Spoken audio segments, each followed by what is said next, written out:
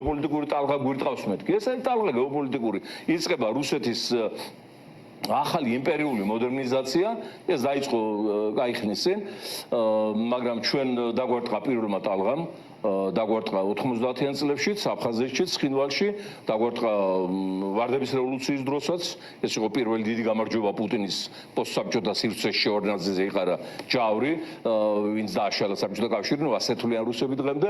შემდეგ 2008-ში ჩვენ გავხდით პირველი მსხვერპლი და როცა აქ ექსპერიმენტი ჩატარდა წარმატებულად 2012-ში, წარმატება გამოიხატება იმაში, რომ პუტინმა შეძლო 20% ტერიტორიის ოკუპაცია სამხედრო საშუალებებით და დანარჩენი 80%-ის ანექსია და მithვისება განახორციელა ბიძინა ივანიშვილის ხელით და მთლიანად დღეს საქართველოს არის დომინიონი რუსეთის სამართავი ტერიტორია, ფორმალურად დამოუკიდებელი, ფაქტიურად ღირსებაღლი და სახელმწიფო წართმეული და ესენი წარმოადგენენ პუტინის კომენდანტურას, პოლიტიკურ კომენდანტურას, ეს ივანიშვილის, კობახიძეების, ეს ღარიბაშვილების და ყველა. აი პუტინის კომენდანტურა მოსაცილებელი, ანუ პრაქტიკულად აი საპროტესტო ტალღა არის ეროვნული განმათავისუფლებელი მოძრაობის ახალი ტალღა, რომელმაც უნდა დააბრუნოს ქართული სახელმწიფო კონსტიტუცია და წესრიგი, მართლწესრიგი თავის ადგილზე. ეს რომ დაბრუნდეს, აუცილებელია ავადმყოფობის მოცილება.